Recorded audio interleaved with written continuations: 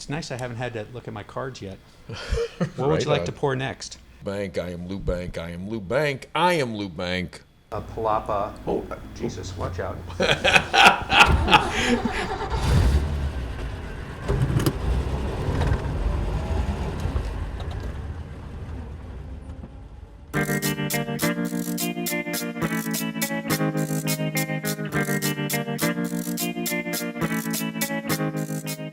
Hey, this is Michael Emery. Thanks for tuning into the Slow Baja. This podcast is powered by Tequila Fortaleza, handmade in small batches, and hands down, my favorite tequila.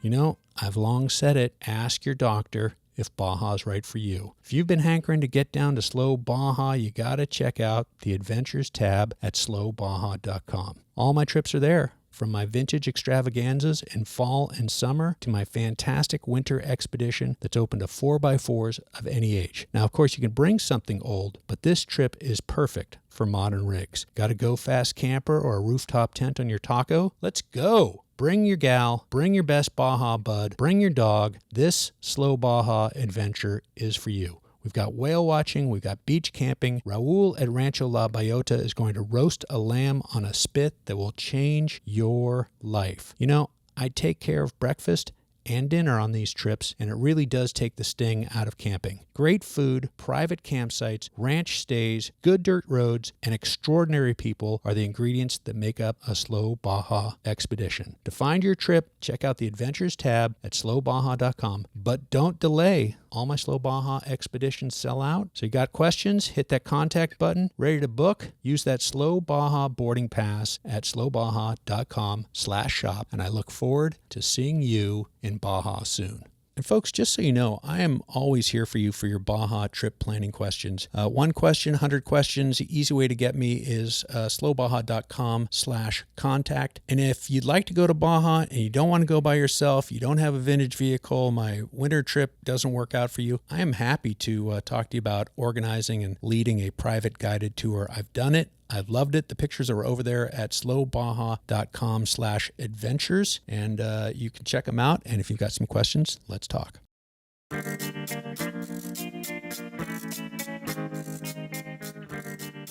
Hey, thanks for tuning in to today's Slow Baja. My heaping dose of gratitude goes out to Guillermo Sousa from Tequila Fortaleza, better known in Mexico as Los Abuelos, but Guillermo's the man responsible for starting this brand, handmade, tiny little distillery, his old family distillery on his hacienda.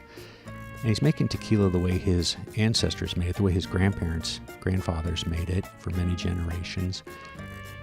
And I just love being a teeny tiny little part of this. I got Guillermo to sponsor my La Carrera Panamericana race team back in 2008.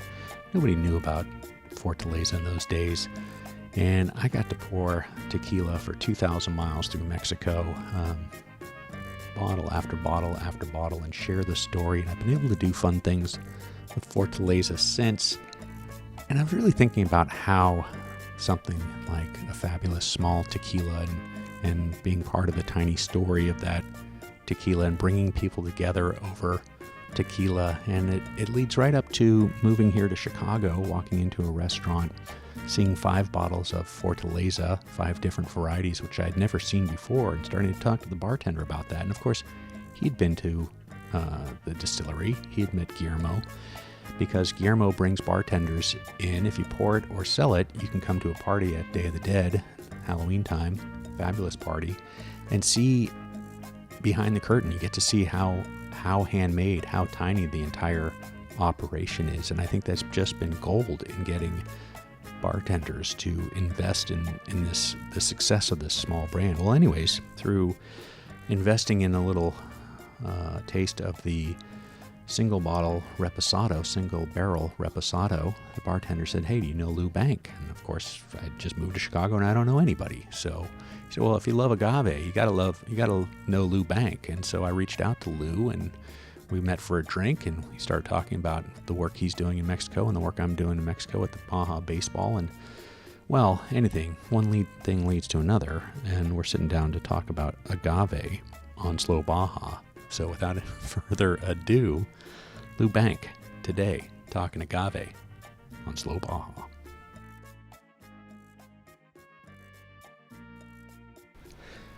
Welcome to the Slow Baja podcast. I'm glad you're here. I'm glad I'm here too, Michael. Thank you. You've brought some stuff, and I just think since you're Mr. Agave, or I think of you as Mr. Agave, why don't we just have a sip of whatever you've brought, and you can just start by telling Slow Baja all about that. And yeah, you just shook that like a pro. This guy knows what he's doing.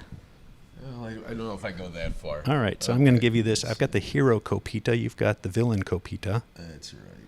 Mm-hmm. Just put a little bit in here since you've got two other bottles for us to play with later. And so what I've got here, it's funny, I actually grabbed the wrong bottle. I got this bottle of spirits from somebody I don't really know that well, that I only met once. Saludos.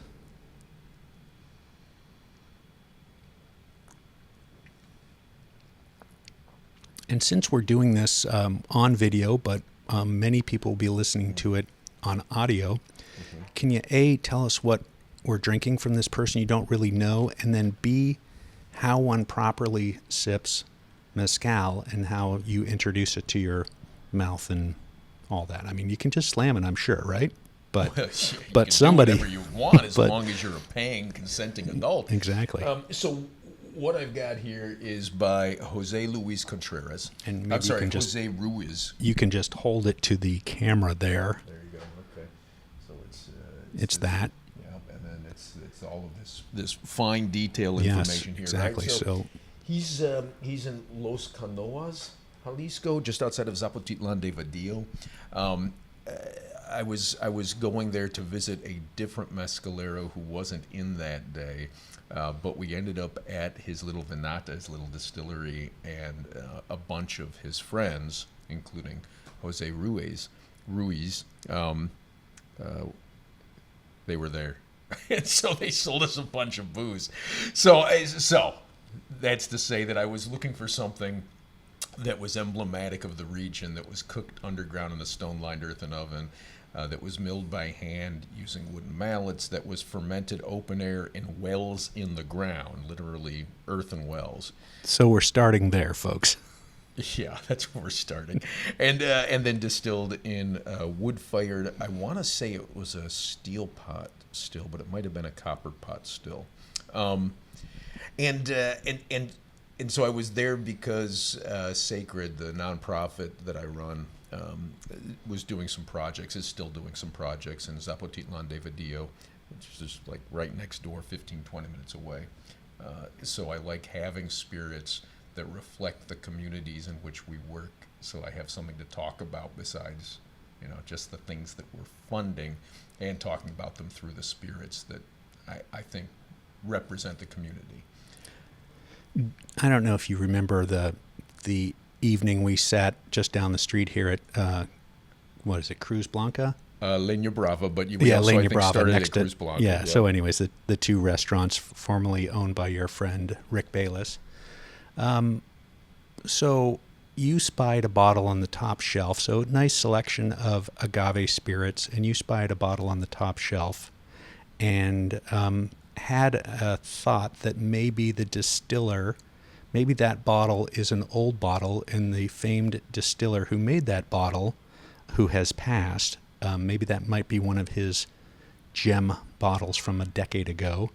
And they pulled the bottle down, and it was exactly what you thought it was. And we had a couple of sips of that. And I wish I knew you much better, Lou, but feel like I do. There's time, Michael. I know, I feel like I do. And, I know 10 or 12 things about Fortaleza. I've been doing fun stuff with them since 2008 when nobody knew about the distillery. And, my trip there in 2011, I ran into Grover. Before he started Tequila Matchmaker, he was just doing some other stuff. He just moved to Guadalajara, and we had shared a photography background. So it's Grover and myself and the El Jefe, Guillermo, and it's just before all the bartenders come in for the Day of the Dead thing. So Guillermo was completely panicked about what his Halloween costume was going to be. So here's this maestro of tequila, 5th generation distiller, and the only thing he can frickin' worry about is like, what is his costume going to be? So the whole day is spent when we're sipping, and I got a tour and all that stuff. But every minute we're out, he's looking for a costume and saying like, what should I do? What should I do? What should I do? And I'm like, it's such an interesting thing. So anyways, that's a long way around to say I know 10 things about Fortaleza. But when I asked you about this bottle that we were drinking, and I don't know if you remember clearly what we were drinking, if it rings a bell for you. It was a famed distiller who had passed, and it was probably a bottle from 2014 or something, so before he passed, a couple years before he passed. Brown label. Anyways, you told me about 50 things, literally about 50 things about that distillery. And the greatest thing is, right here, Lou, you don't even remember. So 50 things about multiple mezcal makers. I think you're being too kind. I don't know that I know 50 things about myself. But what I will say is that so I started this nonprofit, Sacred, and you're going to tell us what that acronym means. Yeah, and so it's an acronym that stands for Saving Agave for Culture, Recreation, Education, and Development. And one thing I know about myself is that I chose the wrong name. And what I mean by that is, it's shortened to Sacred Agave to so many people, and that suggests that the important thing is the agave, and just those first two words, saving agave, suggests that the important thing is the agave. And I'm not suggesting that agave isn't important. I think, all plants are important. All living things are important. But, now what I realize years later is the thing that speaks to me most, that moves me the most, are these people who, against all odds, defying the trajectory that the rest of the world seemed to move on, continue to practice the ways of their families, even though they don't reflect efficiency, they don't reflect manners in which you could actually get ahead personally. They reflect these traditions that focus not on efficiency but on best results. And so when you say that I know 50 things, like, again, I think that's an exaggeration, but what I can tell you is that I'm so moved and so impressed by and so in awe of so many of these people that I've met in Mexico who adhere to these traditions, that what I'm recounting to you are the things that I'm guessing. Again, I don't remember who specifically it was, and unfortunately a number of mezcaleros have passed in the last several years, but what I was recounting to you were things that really put me in awe of them and are the things that sent me on this journey of trying to repair some of the damage that I do by drinking mezcal. So maybe we should get into that right away. Maybe we should just do a primer on, it doesn't matter what the price tag is. It might not be good stuff that you're drinking. There are so many things that I would love for you to decode about agave. So I'm a tequila lover. I think we have a few issues in common. You've shared with me you're gluten intolerant, which is what led you onto this agave path. I will just tell you that beer makes me itch and wine makes me itch. So maybe I am too, but that's what led me to tequila. What part of your body are you itching? You really want to know? All those dark, sweaty parts. Or are you scratching, I guess? Yeah, it's the next day. Yeah. It's really the next day. Really? So it's it gets me in the back of my tongue and whatever. Oh, okay. Maybe, that's in that terms may of be sweaty, too much. dark, sweaty parts. That's safe to talk about. Yeah, maybe too much information for this little Baja audience. They're seeing inside my house now. They're learning about what makes me itch and what doesn't make me itch. But I did get onto tequila, and very early in that journey, I met Guillermo Sousa and basically became a one-trick pony. So for a very, very long time, it was my trick, my gimmick, to ask every bartender in every bar if they had Fortaleza. And they would say, oh, no, what's Fortaleza? And then you'd give them a little spiel about it and that they ought to get it. And then when they get it, they can go to the distillery for a party and you'd really love it and see how small and handmade and all of that stuff. The only change is the the tractor turns the Tahona instead of the mule, which got bit by the horse, and they had to, retire both of those from their duties. And I I've don't got know a little why she swallowed the fly.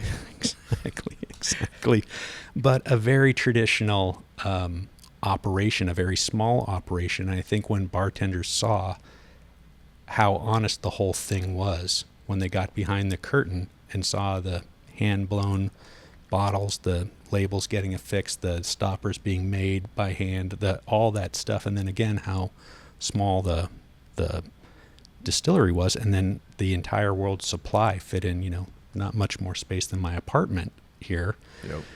I think the story was real. Yeah. And there are a lot of stories, but not all the stories are real. Fair. Yeah. Yeah. There are a lot of stories. Yeah. And in a world filled with celebrities and 2,500 new tequila brands in a year, and now the same thing happening with Mezcal, take it away. How does one slice, dice, and discern to drink better or drink best? Oh, God. Well, everybody's going to have their own definition of better and best, right? And I think That's why you're here. Their definitions don't matter, Lou. You're the guest with all the expertise. But their definitions are the only ones that matter, and I mean that in a couple of different ways. Yeah, you pay your money and you take your choice, but you don't need to buy Dwayne The Rock's tequila. He's going to be fine without that sale. Well, okay. Unless he's doing 1% for the planet, which then also benefits you. Sorry. I don't know if he is or not. I don't think he is. Not with you, yeah.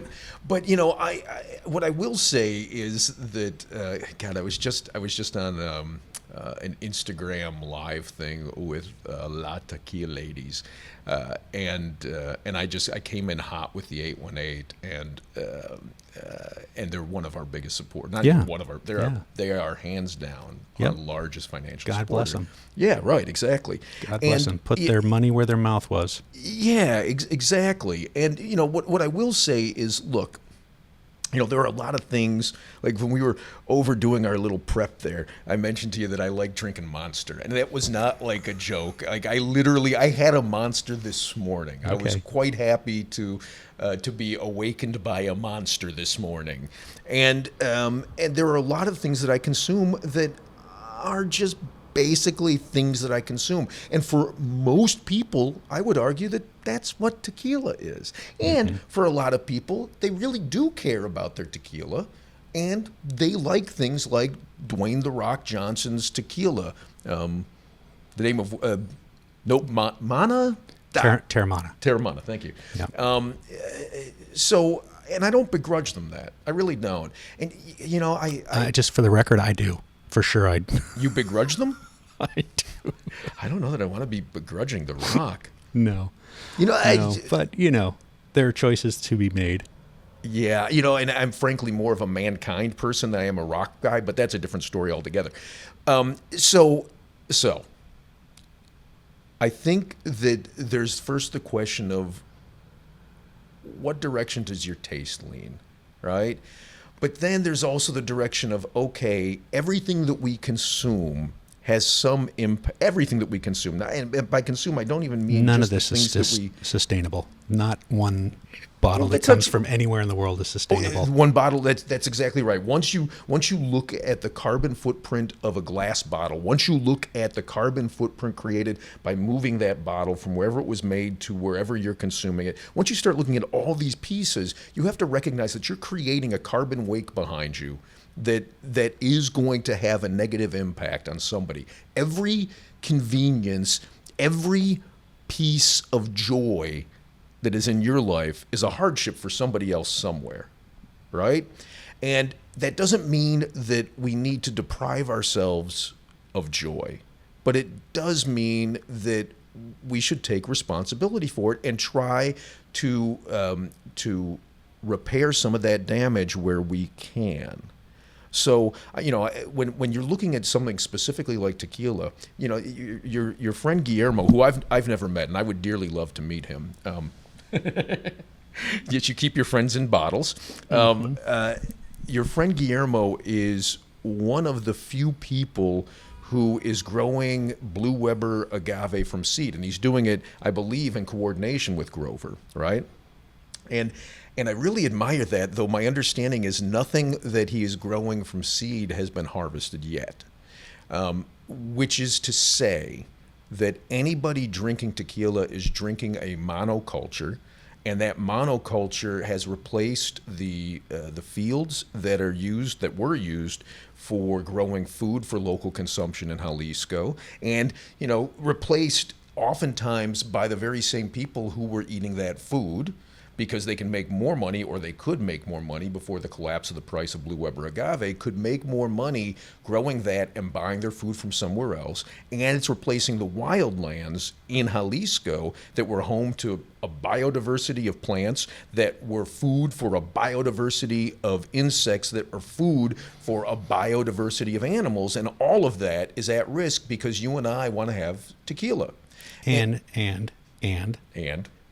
has also happened in many, many other regions of the world. Bordeaux, Piedemonte, Napa Valley. Puerty. Yeah, all of these. Puerty has destroyed the landscape of that specific place in China that used to be really small and got a lot bigger because we all wanted our Puerty. Right. And so I think that that's an interesting thing, and I hope that we'll get circled all the way around to what Sacred is doing to rectify some of those costs, some of those impacts, and I'm going to let you feel free to take it from there. But yeah, it's unfortunately maybe what's happening in Mexico all over the place is in a long line of other monocrops.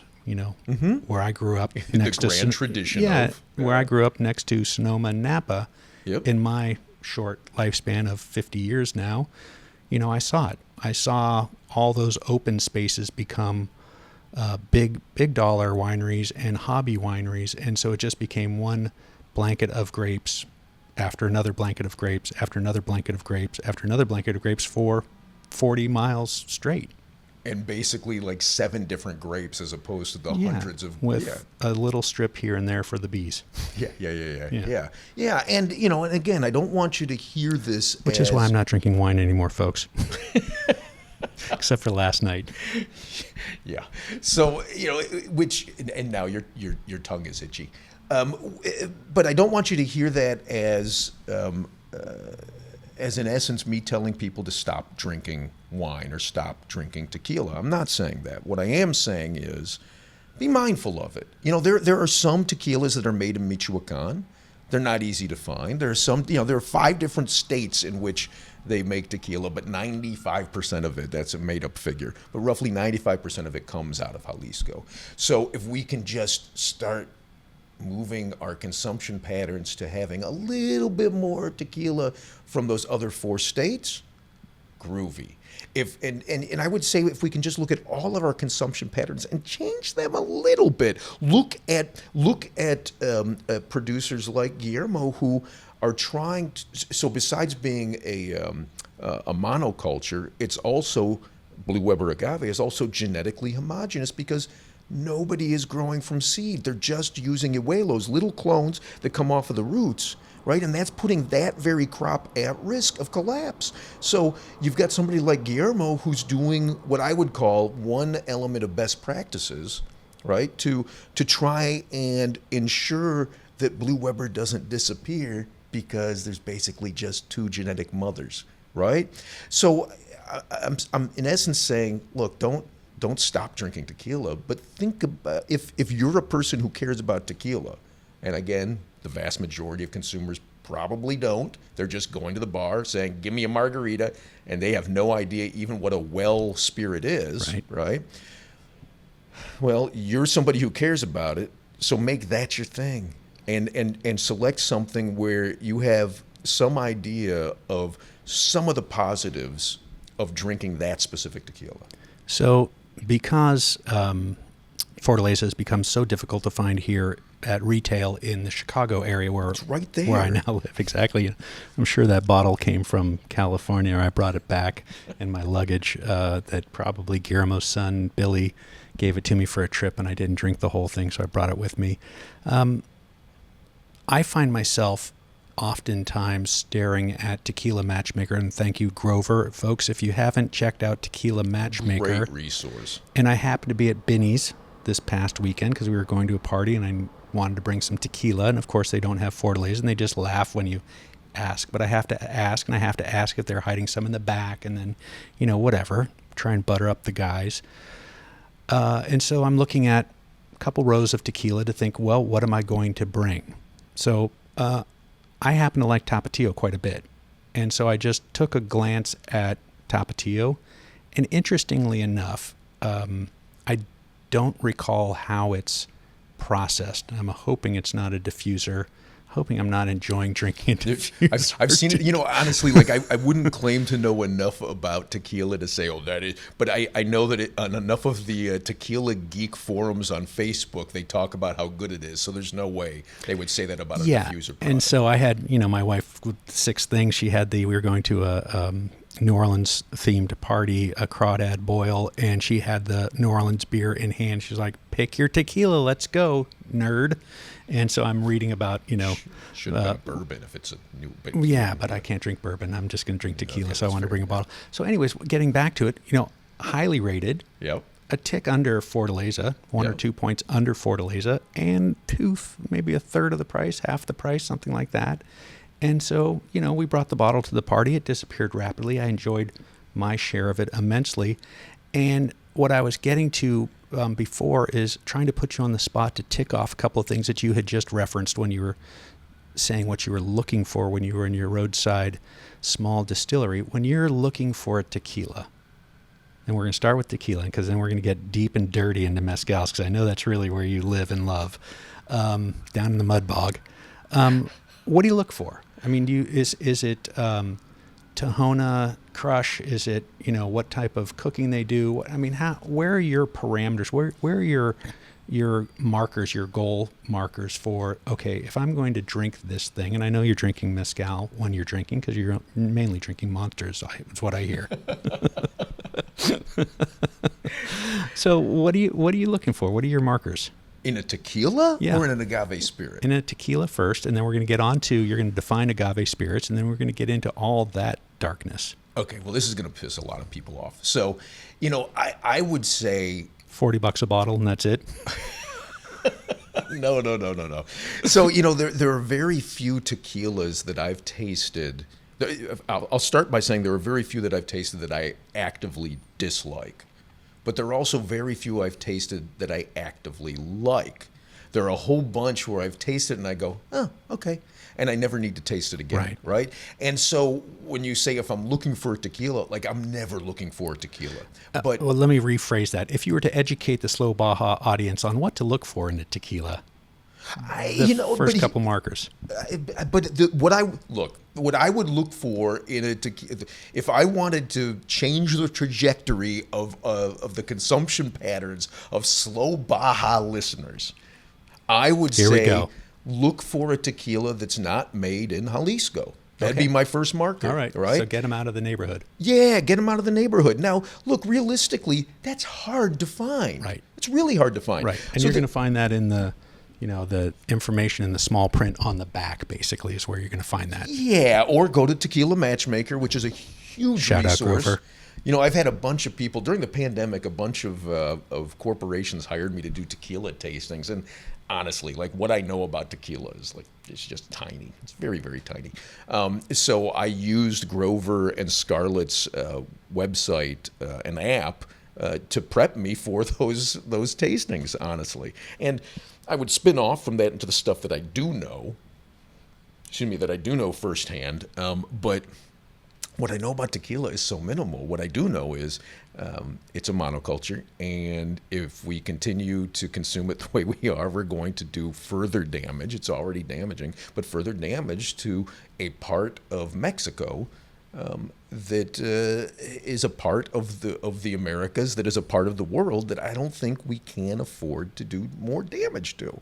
So then let's switch gears here and talk a little bit about Sacred and the kind of projects that you're that you're working on, and that and who's funding that and how it's being funded, and a little bit about your motivations in helping the people who are creating these spirits that we love. Sure. Mezcal, the others.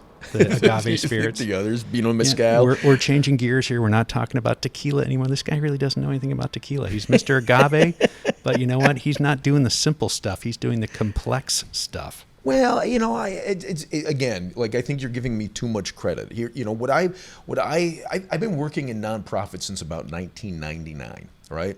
And so I think Hang on. After a massively successful career in the comic book industry and bringing Pokemon cards to the world. Not and cards, comics. Oh, Pokemon comics. And those are things I've just never said on Slow Baja. So I just want to acknowledge that you never know where a genius comes from or expertise. And again, way too much credit. But, I've been running nonprofits since about 1999 and volunteering for them since I was, just literally starting off in sales at Marvel Comics back in the 80s.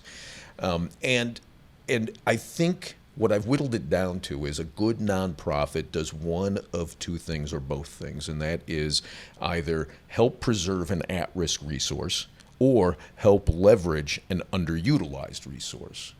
And, I saw both of these things, and it took me a while to recognize it, but I saw both of these things in visiting rural Mexico, specifically initially Oaxaca, and now I think I've visited 26 of the 32 states, and so it goes back to what I was saying earlier, that I go to these communities and I see these people who, the result most commonly up here that we recognize are these 750 milliliter bottles of amazing spirits that taste like nothing else we've ever tasted before. Now, having said that, like what we're drinking right now, I love. And I've shared this bottle with a number of my friends, and they don't get it, right? Which goes back to that tequila conversation.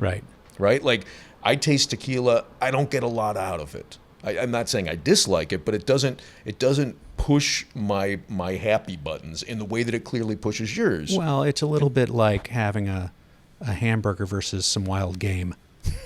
Well, you're down another path, and you're doing things that are a lot more complex. Well, I would say to my palate more complex, but I'm not suggesting that you are not refined enough to understand what I'm. No, that's not what I'm saying. And at I'll all. just peel back the curtain. So, a brand ambassador from many years ago, the Meatball, Eric Girondina, went off the deep end when he left Fortaleza. He went off the deep end and moved to Oaxaca.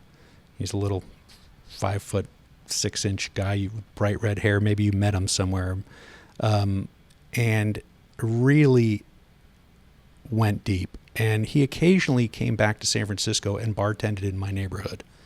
And at one point he sent me a text message that said, I have 60 liters of mezcal with me. I just got back last night. They're all in plastic water bottles, which you will appreciate. And as someone who's probably brought in a few of those bottles yourself, I don't know how he did it. This was the Liquor Control Commission says more than a few and a few too many. Yeah, and maybe California laws are slightly more generous, but I don't know how he did it. But after my buddy Tom, who had moved to Merida, after he and I had finished all the Fortaleza in the house, I made the brilliant suggestion of walking down the hill and seeing Eric, because he had all this mezcal.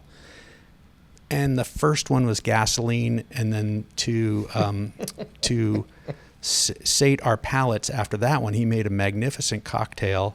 And then I think Jimi Hendrix started playing in my head, and then one thing led to another, and it's the very first time ever in my life of being a dad. And my 3 kids were in high school, so it really didn't matter. But my wife was away on a business trip.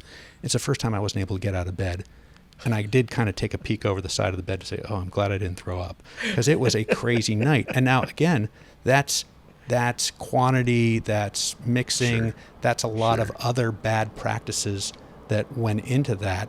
But unfortunately, there's a tiny little piece in my mind that says, ooh, mezcal, really dangerous. Stick with what you know. And subsequently, we took a family trip to Oaxaca. We had a lovely time. Yeah. I made up with my friend Mezcal. It's okay now. I really enjoyed the evening. We sat and sipped 2 or 3 things very slowly. Yep. It was really lovely. And I think that the thing that you don't get in maybe any other spirit. I mean, obviously in wine you taste the terroir. Excuse me for Sure. excuse me for tripping. Pardon my French. Yeah, excuse me for tripping over myself here. You taste the land, and in tequila and in Scotch, you're going to taste lowland, highland, peat, what have you. But in mezcal and the agave spirits that you're going to pick up and talk about, you're getting into it. You're tasting a lot. Well, yeah, particularly if this goes back to the question you asked me at the very beginning that I didn't answer, which is, how do you drink it, right? And there's a whole sort of practice that I put people through when they attend one of my tastings. But the key to it, the bottom line to it is, if you think about the Tower of Babel, and you walk into this Tower of Babel, and all you hear is a cacophony, and it's overwhelming, right? That to me is mezcal if you're not used to it, because it is made, and any agave spirit is made from the most complex sugar source in the world. In order for most of the sugar sources, all the other sugar sources that are used to make alcohol, and they all start with sugar, all those other sugar sources take a maximum of 6 months to reach maturity. Whereas with agave, you're starting at something like 4 years, and some people will tell you, and I don't know that I believe them, that it's as much as 40 years, right? So the sugar source, the fact that the sugar is that old, to me, isn't relevant. The fact that that sugar source had to survive in a hostile environment meant that it developed all of these defense mechanisms, and those are natural chemicals that are present throughout the process of converting that sugar source into a spirit during the cooking, the fermentation, the distillation. And so at the end, you get what I would argue is the most complex thing you can drink. So if you drink it too quickly, too big a sip, to me, it's like walking into that Tower of Babel and just hearing the cacophony. But if instead, I think that was the Jimi Hendrix starting up in my head. I won't tell Jimmy fans that you think that's a cacophony. But yes, that. No, I mean just that heavy, riff just hit me like. Okay, you're getting into some dangerous territory. But you take that tiny sip, and you hold it on your tongue to the count of 5. If it's hot after you swallow it, 5. Go to 7. Go to 9 until your palate starts to recognize all of that complexity. The smaller the sip, the bigger the taste. The more you sip, the more your palate recognizes that complexity. And suddenly, in that Tower of Babel, you hear some Spanish, you hear some German, you hear some Italian. You start picking up all of these different languages, if you will, and then you start recognizing the beauty of it. Or not. It could be that it's just not the thing that you like. But that's how I tend to drink it. And so I'm visiting Mexico time and again, trying to figure out what it is that's drawing me back, and I recognize that there's this worldview that really does speak to my heart, that really is so different from how I live and how I was raised, that we taste in these 750 milliliter bottles, but reflects this multi-generational wisdom that's applied in so many other ways in the communities in which these spirits are made by these families who have been doing this for hundreds of years. And to me, the remarkable piece of that is that we live in a world where so much is made by machines. So much is made in cookie cutter style. So much of what I consume on a daily basis is, right? And here is this wisdom that's doing things differently. And that, to me, is an underutilized resource that can help us solve problems like water insecurity, food insecurity, and climate change if we include it in the conversation.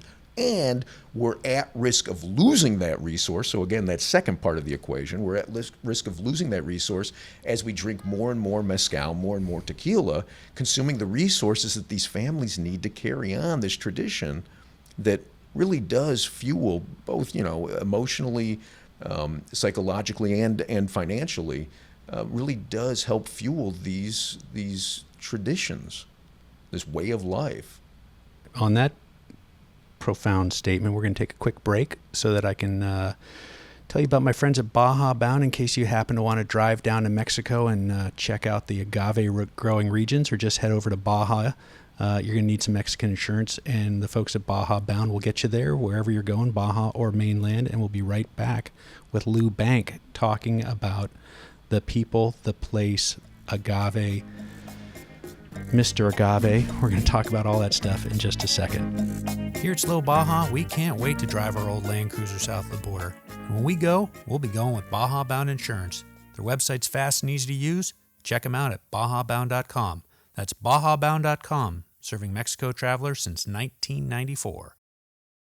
Hey, big thanks to those of you who've contributed to our Baja Baseball project. You know, we launched our gear deliveries on my winter expedition. Michael and Matthew from Barbers for Baja were along for the ride, and we got to deliver that critically needed baseball gear up and down the peninsula. It was really, truly amazing. And on my last trip, I got to go to the state baseball championships and see some of our alums playing, some recipients of the Baja baseball gear deliveries. And congratulations to Guerrero Negro and Mulegé. The Austineros and the Cardinalitos won silver and bronze at the state championships. Big stuff. And it was really fun to be there and fun to see them. All right, well, please help us continue this vital work. Make your tax-deductible donation at the Barbers for Baja. Click barbersforbaja.org.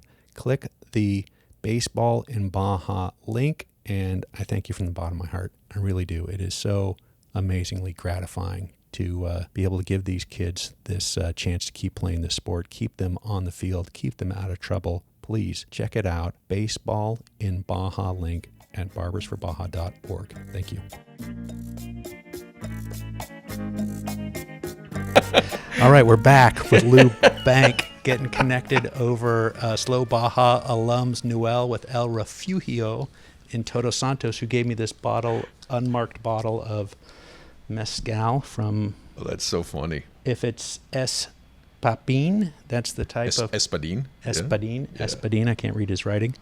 Saludos, amigo, now that I poured this all over your hands. It's hardly the first time my hands have been covered in this stuff. Noel is a good guy, and where is he from? He is from... Mexico. Yes. But his wife, Rachel, is actually the one that I know. Oh, yeah. What, know her through the cookbook, or how? Sort of. Actually, I know her through comic books in a weird way. That is a weird way. Yeah, she went to high school, I want to say in Oregon, though I could be wrong, with the wife of one of my old friends, one of my old co-workers at Dark Horse Comics. Oh. Wow. Yeah. All right. Well, it's a small world. Agave makes the world very small. Yeah. And Noel said some very profound things about Mezcal bringing out things into your soul, things from your soul, and revealing those things to me, which I happened to, again, that one night that I already referenced, with Noel, and he said, yeah, that throw that night away. That night doesn't count. You were just being stupid. Actually, I got to say, and it's completely off the general topics that we're talking about, but I really like that story. And I like, sorry for your pain, but, I'm so tired of people saying, oh, Mezcal is the clean spirit and you can't have a hangover when you drink Mezcal. Oh, man. You can have a hangover when you drink anything that is alcohol. Yeah, and in the quantity that I consumed it. Exactly. After consuming whatever level of Fortaleza we had left in the house, and then walking down there, two merry lambs to the slaughter. Yeah. Yep. And you can drink Malort and not have a hangover if you just drink Malort in moderation. This episode of Slow Baja is brought to you in part by Malort. Yeah, I tell you, won't you? I've only had one Malort since moving to Chicago, and I think one is enough. I had the handshake at a local bar, and I thought, okay, Malort's not for me. That'll be the next tasting that we do. I'm the only actual street team for Malort. I don't doubt that. Malort, folks, for you who are not knowledgeable about what's happening here in Chicago, Malort is kind of a Chicago thing. Oh, very much a Chicago thing. And the handshake is an old-style 16-ouncer in a can and a shot of Malort, which is kind of, what would you call it, grapefruity, kind of? Well, yeah, Eating a grapefruit rind with some alcohol finish behind it. Yeah, I like to think of Malort as if you could, if you took traffic on the Kennedy and combined it with, like, it had sex with and had a baby with the win-loss record of the Chicago Cubs, and then you could distill that and put it in a bottle. That's what Malort tastes like. It's that bitter. Currently being served with cicadas, since we're having this 17-year cicada boom. All right. Well, hey, Lou, you do some serious stuff. I want to put you on the spot to talk a little bit about some of your projects. So, Sacred, did you ever define that? I can't remember. That was so long ago in the show. I can't remember if you actually defined the acronym Sacred. Could you do it again for me? Sure, it stands for Saving Agave for Culture, Recreation, Education, and Development. But, first, I get really anal about language. So I don't really have any projects, right? I'm just a guy, and Sacred's just an organization. He's just that a stands facilitator. in between. Yeah, that's exactly right. He's a facilitator. So what we do is we go to the communities where they make heritage agave spirits, and we ask the families who make these spirits, the people who make these spirits, what problems they have, what solutions they imagine to those problems, and then what resources they need to enact those solutions. I don't want to be, just another person coming down to Mexico to tell them how to solve their problems. I clearly don't know how, right? Well, thanks for being on the show today, Lou. That is so un-American. So thank you. Well, it's North American. Yeah. So I asked them what are your problems? What are the solutions you imagine? What resources do you need? And then I go and I find people who want to help provide those resources. And initially, that was primarily bartenders and wait staff in restaurants around Chicago. And then some of the restaurants as well, and the bars. And then brands started coming. And the Mezcal geeks, agave enthusiasts, started contributing, and then the brands started bringing us money. And Dark Matter Coffee was one of the first big donors. Nope, that's a lie. They were the first big donor, and then a little thing called 1% for the Planet. Yeah, 1% for the Planet came knocking. 1% can be a lot. Yeah, it's funny. People say, 1%, what is that? Well, it's 1% of gross annual revenues, which is not the same as 1% of your profit, right? So, a company, if you think about the average restaurant probably has margins, if they're doing well, of 10 to 12%. And so 1% of gross annual revenues actually can kick you back 10% of your total profit, right? That's huge. So we get 1%. So 1% for the Planet contacts us and says to me, "Hey, why aren't you answering our emails?" And I'm like, I just assumed I was getting spam like every other nonprofit, but it turned out that in fact, 818 Tequila, Kendall Jenner's tequila brand, wanted to select us as the recipient of their 1%, because they signed on to be members of 1% for the Planet. They wanted us to be the recipients, and so we had to go through a vetting process, which we did. And literally overnight, that one phone call allowed us to grow the resources that we provide to rural Mexico by 1,000%.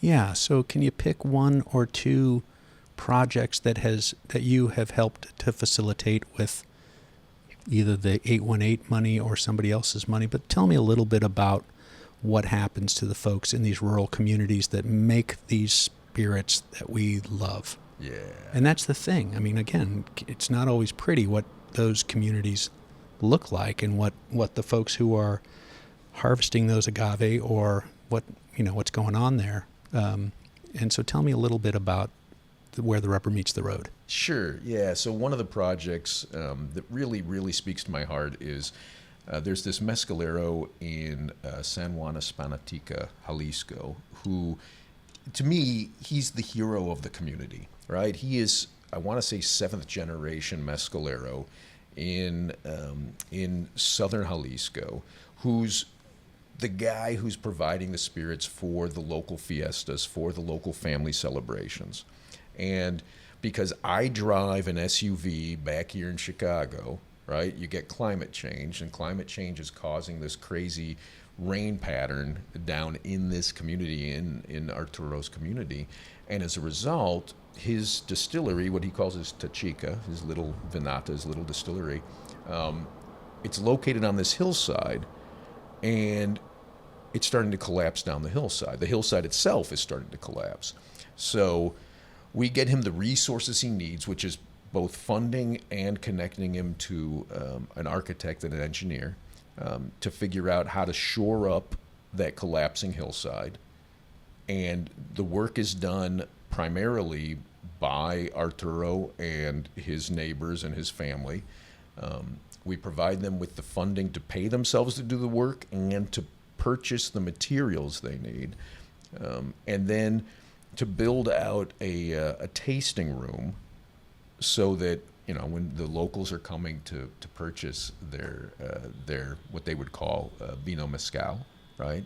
They've got a beautiful place to look out over that forest that's down that hillside, but then that also helps to divert some of that rainwater to ensure that it doesn't further erode the hillside, and then to rebuild the pieces of the distillery that had been damaged. And is that rainwater also needing to be captured because of, you know, the drought and flood cycles? Is that also happening there? Well, I'm going to say probably, meaning, you know, again, what I don't want to do is be the guy telling these mezcaleros what their problems are Right. and what they should be doing, right? Right. You know, like it's so weird. I got so many people dinging me over these wildfires that were hitting Oaxaca over the last several months, saying, "Hey, what are you doing about this? What are you doing about this?" And, you know, my point is, I'm not doing anything about anything. Somebody wants to come to me and say, "Hey, we need resources for this solution," I'm in, but I'm not going to be the guy going down telling everyone what they need to do to solve their problem. That's literally a problem of my consumption patterns, right? And a few of your friends. Yeah. The couple that I have. Yeah. In your SUV. Present company included. In your SUV. Yeah. Hey, can you decode, demystify, is there anybody making mezcal anymore out of wild agave? So, and I don't know, how many years ago was it that it was only wild agave, correct? Am I right about that?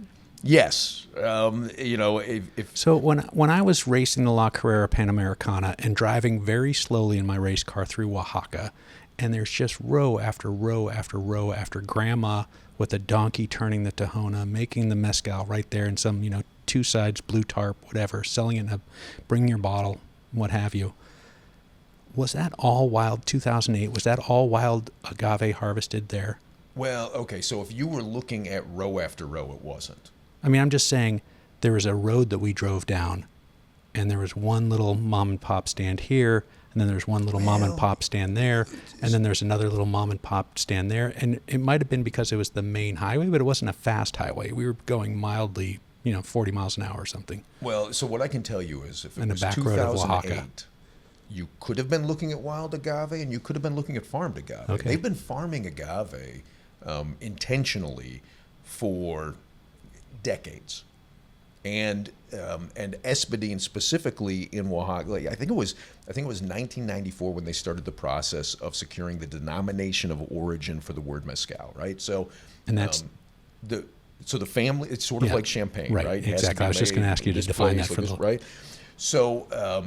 So in essence, I would argue that the Mexican government stole the word mezcal from the people, and as a consequence, the people who can use that word, the vast majority of people who can use that word commercially, legally, look a lot more like me than the people that I like to go and visit in rural Mexico, right? And I think that's that's an important distinction, and it's important to recognize. Which is not to say that nobody who's white should have a mezcal brand. I'm not suggesting that, but I am suggesting that if the purpose of a denomination of origin is to protect cultural heritage, which they claim it is, you need an awful lot of people who are actually part of that cultural heritage involved for that protection if you're truly protecting it, right? Now, apply that to the question that you're asking me, which is, in 2008, anybody making it from wild agave? Today, are they making it from wild agave? We're drinking so much mezcal compared to what we were drinking in 2008. Right. So much. And yet, we're still only about 3.5%. Mezcal is only about 3.5% by volume of what tequila is. It's about a quarter of what champagne In sales is. and consumption. Not sales, but in terms of Liters shipped or something. yeah, exactly. Liters produced or liters shipped. Yeah. So we're drinking so much more than we ever were that now we're in essence turning. You know, if you go back to the conversation we were having about Jalisco and Blue Weber, we're turning Oaxaca into that exact same kind of monoculture that is so pervasive in Jalisco, and yet, you know, as we were talking about, there are 5 states in which you can make an agave spirit and certify it as tequila. Well, there are, I think it's 10 now. I can't remember where we stand with Sinaloa, but I think there are 10 states in which you can make an agave spirit and certify it as mezcal, and yet 91% of it comes out of Oaxaca, and 90% of that is made from espadín. We're creating the same kind of monoculture. And so to get back to the essence of that question, is anyone making it from wild agave? Yes, they are. And it's harder to find that. And in so Oaxaca, how do you but find not that? Possible. How do you find that, Lou? But right. Well, get in the car with me. Yeah. Right? But I will say this: like, there's a movement that's frustrating to me of people saying you shouldn't drink wild agave because we need to preserve it, and it misidentifies the issue. It suggests that somehow our consumption of wild agave in spirits is what's putting wild agave at risk, and it's not. So you've got 2 issues here. One is the biodiversity of agave, right? There are 200 to 300 different species. Forget about varieties of those species, but different species of agave. And we are drinking 2. We're drinking Blue Weber, right? And we're drinking Angustifolia. That's it. Wow. And so when people say you're drinking too much wild agave, you're putting it at risk, that's not what's happening. What's happening is urban sprawl. What's happening is ranching to feed our growing human population. What's happening is literally the land on which a diverse selection of agave would be growing in the wild. That wild land is being converted instead into farms of Blue Weber agave in Jalisco and Angustifolia in Oaxaca. So, if you want to preserve wild agave, stop having kids. Right? I've done that, folks. You'll be happy to know that I can drink agave freely tonight because I've stopped having children. And God I bless feel you. much better. God bless you. I feel much better now. If what you want is to preserve biodiverse agave, if what you want is to preserve a wide variety of agave species, drink more things that are not Angustifolia and that are not Blue Weber. So let's jump into that. Let's get into like the Thought I just cousins. did. Yeah, the cousins and the other stuff, the agave spirits that aren't named. And isn't there an issue with some folks are basically growing mezcal but aren't going? It's like people are doing organic practices but aren't going for the organic certification because of X, Y, and Z. Is that also happening in the agave world, that people are just not going through all the hoops to get those certifications of region? mezcal. Right. Yeah. Yeah, you certainly see that. But, more often than not, I would argue that if you look at the number of families who are producing agave spirits and calling them mezcal. And when I go and visit them and I have the conversation with them, I will call it mezcal with them, but not when I'm doing a tasting here in Chicago because it's confusing for the average consumer. But those families, by and large, aren't certifying because, A, they're geographically undesirable. They're outside of the denomination of origin. B, it would cost them too much. C, they're not trying to serve an international population. They call it mezcal. Arturo is certainly calling it mezcal down in his community in southern Jalisco, but Jalisco's not one of the states where you can make an agave spirit and call it mezcal.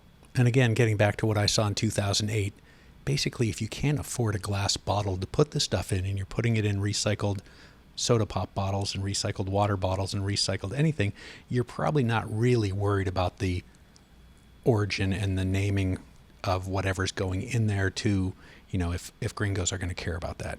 And I say gringos, loosely. Yeah, gringax, but yeah, I'm with you. Gringax. So I would also say that... always thoughtful, Lou. Trying to be inclusive. So my friend Lalo Angeles down in Santa Catarina, Minas, Oaxaca, told me that the Mexican government had a couple of different tools that they used to measure, or barometers with which they would measure whether a family was impoverished or not. And one was, did they have a toilet with flushable water, and did they have actual floors, like wood or cement floors in their home? And what he said to me was, I've got a green toilet and I've got dirt floors because that's a better way to live. And obviously I can't know what was going on in the minds of the families that you visited. I don't know who you visited or where you visited, but I wouldn't assume that they couldn't afford new glass bottles. It could be that was literally their way. We talk about reduce, reuse, recycle, but we really just say recycle, and then we throw stuff into a recycle bin and it gets thrown away. Right? That could have just been their reuse, where they were trying to be kinder to the earth. So absolutely. Yeah. Yeah, maybe the head of sustainability of that little distillery said, you know what, let's just reuse these plastic bottles. I love that. It's a little shout out to my wife, who does not listen to the show, who is the head of sustainability for our friends at Crate and Barrel. Hey, let's bring it home, amigo. Let's bring it home. It's been really a delight having you here on Slow Baja. As you go about your travels in Mexico, what has all these years of traveling there, meeting this other culture where they are, you're so thoughtful. You're so thoughtful. What can you tell me about what you've learned from our neighbors to the south and how that's affected your soul and getting out with the rural folk? It's get philosophical here. Yeah, honestly, I would say it's part of what made me thoughtful. I'm not going to suggest that I was just all about me before doing this, right? I just told you I've been running nonprofits since '99 and was volunteering even when I was 22 years old, right? So a nice, thoughtful boy. Well, but there's thoughtful and there's thoughtful. If you would ask 22-year-old Lou Bank why he was volunteering as a mentor to a bunch of kids in a high school Jewish youth group, he would have said, well, I got so much out of it. This is literally what I told people. I got so much out of that youth group when I was a kid. I wanted to be able to do the same for somebody else. And I could point to so many people who were so kind to me when I was a child, that I have no doubt that was the inspiration for why I started working in nonprofits. But it was visiting these families in rural Mexico, and there's literally dozens, if not hundreds, of things that I could say about what I've learned in that process of visiting these families. But the biggest thing that I can say is, the work, it gave me that perspective of the two things that I'm looking for in a nonprofit, of underutilized resource and resource at risk.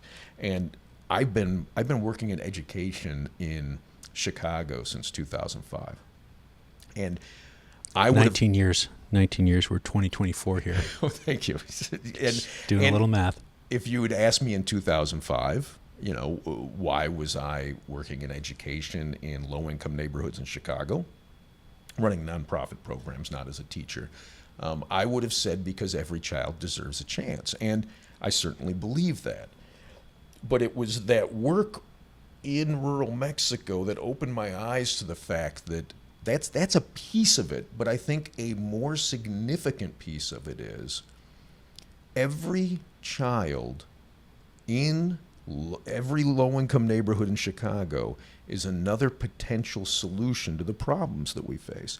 And we cannot afford to let that potential solution disappear because we're not going to put the right funds or the right efforts, the right resources into those communities. It's if you think about the developing mind of a young child under pressure, that child having to figure out how to survive each day and thrive each day, that is an imagination that I think is in better position to figure out the problems that are putting our species, our society at risk than the mind of a child who grows up in less traumatic circumstances. I don't think we can afford to lose that potential solution. And so that's, what did I gain from visiting rural Mexico? It was a bigger understanding, a better understanding, a more detailed understanding of how we need to live in this world in order to survive and thrive. Well, I think we're going to leave it right there, Lou. Sounds great. Hey, thank you sincerely. Thank you, Michael, for the opportunity to speak to your audience, and I hope you and I get an opportunity to travel through Mexico together soon. I don't know how many states I've been to. I've been to a lot of them, but I really want to see it at a much slower pace than to be the slowest race car in a very fast race. Lou, you host a podcast called Agave Road Trip. That helps Green Geeks bartenders better understand agave spirits in rural Mexico. Yep, that's the voice. That's the voice I love. So that's an interesting listen if you want to listen and learn all about these spirits that I love, and I hope you love as well. If you're listening at this stage in the show, you probably do love all this stuff. Also, Sacred Agave, sacredagave.org. Tell me. Yeah, you tell me. Why am I fishing? Or on Instagram and Facebook at Sacred Agave. sacredagave.org. And that's where you can see the work that you're doing, contribute to the work you're doing, and learn about the work you're doing there. The work you're facilitating. You're not doing the work. Thank you. You're facilitating it. Let's get this. He likes to be exact. He uses another word. I use the word exact. All right. Well, we're going to say hasta luego, and see you later, and maybe have another sip of whatever was in your bottle, which I think is better. We have to have that Fortaleza yet, my friend. Oh, well, yeah, the Fortaleza, because, it's right here. And it's the Winter Blend 2022 Reposados. This is a pretty nice little bottle. Okay. Yeah, even if you don't like the stuff. All right, Lou, thanks, buddy. Thanks a lot, Michael. We did it. Hey, well, I hope you liked that show. Lou getting deep and philosophical on agave and the people who grow agave. Yeah, he's legit. That is real. That is from the heart. That was a beautiful conversation from the heart. And I've got to say thanks to Lou. He's sourcing some Mezcal for my slow Baja winter expedition. It's very hard, very, very hard now to get Fortaleza to share their fantastic tequila with me because the demand for it is so high. So I'm starting to source other spirits to bring on my trips, and we have a little happy hour every night, and we mix a little craft cocktail every night on the Slow Baja Adventures. So we're going to have some Mezcal and looking into a couple of other brands. So if you're involved in the spirit industry and you'd like to share something with Slow Baja and have its story told, reach out. If you like what I'm doing, I'm going to ask you to reach out to Spotify or to Apple Podcasts and drop a 5-star review, please. It's been quite a while. You don't want to get too pointed about that, but it has been quite a while since I've had a review. It really does help people find the show, and that is important. I'm back in the saddle now, making shows again. Had some stuff going on.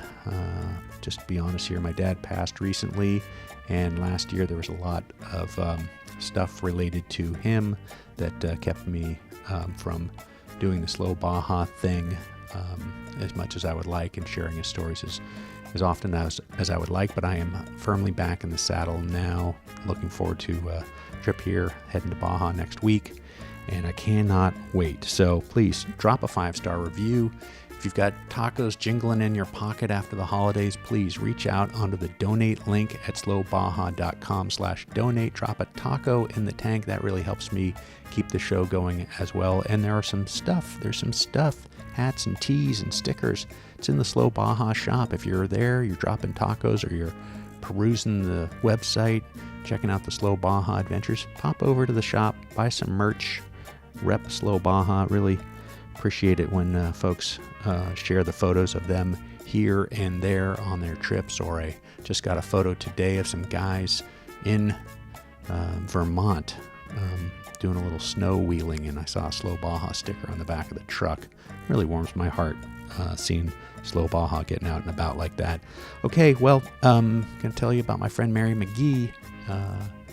She passed last winter, a few months ago, just before my dad. She was born just a week before my dad. And Mary McGee had a pal named Steve McQueen, and Steve loved Baja. He really did. He really, really loved Baja. And he said, Mary, Baja is life. Anything that happens before or after, it's just waiting.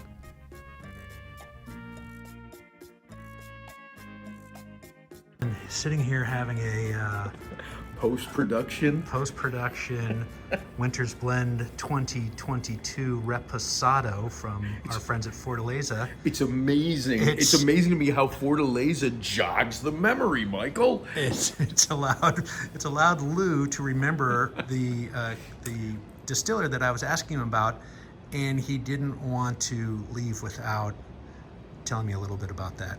Yeah, so it was and I don't remember the year, and I honestly don't even remember which agave it was, but it was a spirit from Vago Mezcal Vago, by Aquilino Garcia. And Aquilino Garcia made, the entire line of Vago's expressions. I really think it's rare that I don't like them quite a bit. And but the ones that I loved the most were made by Aquilino. And I'd always imagined I would have a chance to meet him. And to me, this is one of those lessons in life, right? When you make that assumption that there will always be this thing there, this person there, this experience there that you can do, don't make that assumption. Go and do it. He ended up passing away in the middle of the pandemic. He had not from the virus, but he had a car accident and unexpectedly was taken away. And when I would drink, like Tio Ray was his son-in-law, who also produces mezcal for Vago. And I met Tio Ray a couple of times, and I like his stuff just fine. But to me, when you taste Tio Ray's mezcal, he tastes like he's a boxer. And when I can find that odd bottle that's been sitting by Aquilino from Vago, it tastes to me like a dancer. It's just there's so much elegance in how he would put his flavors together. And I really wanted to meet him, and I wanted to have that experience. And now I can only experience it when I find that odd bottle that hasn't yet been consumed. There's one right down the street. I hope we get to consume a little bit soon, yeah, Lou. We should go back over there right after I re-up my parking. All right, amigo. Okay, Thanks. Thank you.